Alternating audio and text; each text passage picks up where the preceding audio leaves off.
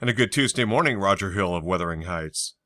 This weather video is driven by 802cars.com, representing 802 Toyota, Twin Cities, Subaru, and 802 Honda. They're all located off of Exit 7 on Interstate 89.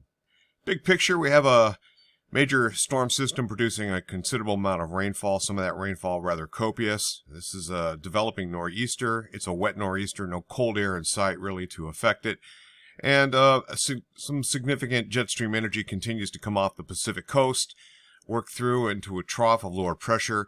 This eventually is going to spin up an area of low pressure, and this is going to track through the Ohio River Valley, jump off the coast, and spin up another nor'easter. That's going to take place later on this weekend, in between two decent dry days ahead, and it looks pretty nice basically for Thursday and Friday of this week. Temperature patterns look like this, some colder air being drawn in on the backside of this upper level trough, but also some warmer air driving, and so the net effect is we're going to see that just cools down and then basically homogenize out, and then we're going to see a slight warming trend if anything, and looks like the next warmest day is going to be along about Sunday, the end of the period. We do have some gusts to show you here, although they're not super strong and at this moment here, but we're expecting a major spin up of lower pressure here for this nor'easter, which will then affect a good portion of southern coastal New England, basically all the way from New Jersey and then back up into coastal Maine once it does develop. It's in the process of spinning up right now. That is a fairly intense nor'easter undergoing bombogenesis. Out west, we have a significant trough of lower pressure, and you can see there are some fairly strong winds here. And this is going to be relatively potent as it tracks east. Right now, nothing anticipated in our neck of the woods.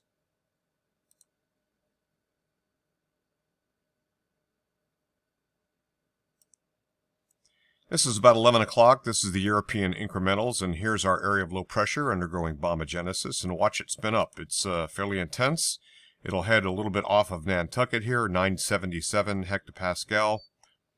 And you can see how intense that is, and then it loops and then heads out to the north and east.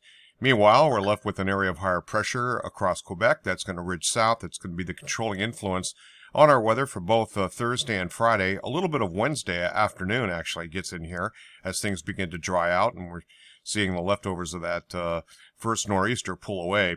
Here's our second system. A lot of that jet stream energy has come ashore now, diving back into a ridge, a digging trough of lower pressure. Here comes weather system number 2. Here's our surface high that's up in Quebec, still controlling our weather on Friday. This is valid about 8 o'clock on Friday evening. The first band is going to be starting to encroach, and that means increasing amounts of cloud cover. And this is how it looks as rain begins to push in during the night Friday night and into the day on Saturday. Probably the rainiest day, and then Sunday. Looks like we get into a significant dry slot. This is a long ways out to get a little more detailed like this, however, with that dry slot, but we'll see an area of low pressure begin to pull away. Some wraparound moisture comes in. It looks like that may or may not affect Halloween trick-or-treaters during that period of time as things begin to dry up and push out. Now, beyond the period on Sunday night and into Monday is what we're looking at now.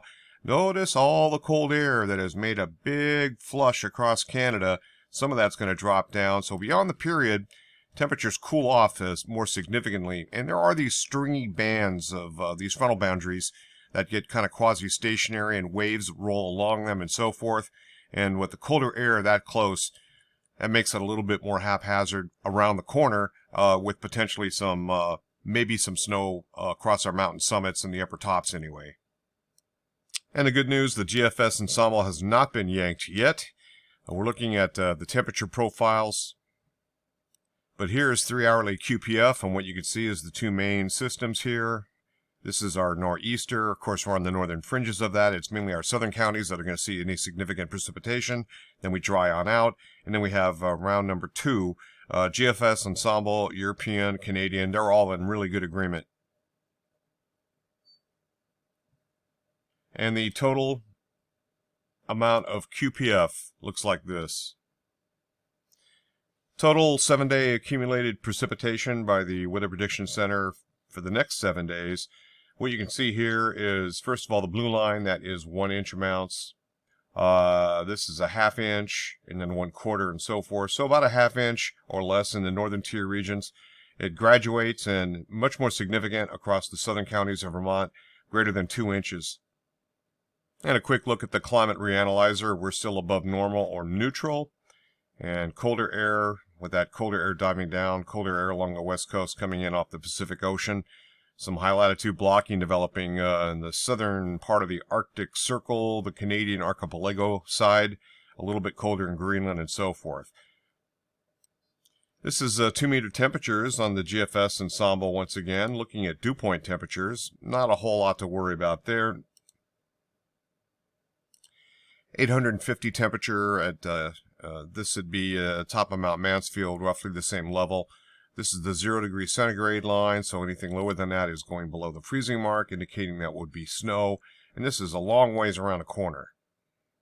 Moss temperatures for the next 5 days of highs is going to be actually above normals. We have an influx of warmer moderation from the Atlantic. 3 days later looks like this. Now this particular nor'easter is considered extratropical, or will be considered extratropical. It's sitting over some Gulf Stream waters, the north wall of the Gulf Stream anyway. But it's relatively warm. Sea surface temperatures are pretty warm all the way up even into the Gulf of Maine and throughout the New England coastal region. So this is spinning up into another tropical system, or extratropical system, or subtropical system, I guess we could call it. And that is the track it's going to take out to sea.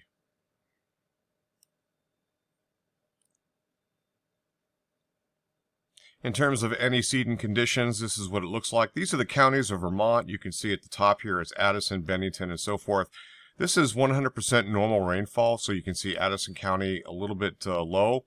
But Bennington's made some inroads, as has Windham, so just kind of looking at that. This is month to date, 30-day, the last 30 days, 60 days, 2 days, and you can see they're all above normal. A little bit of catching up to do, and we do have some pretty good rainfall in this particular county at Bennington, as well as Windham. Once again, you can eyeball for yourself who's got more rain over the period here.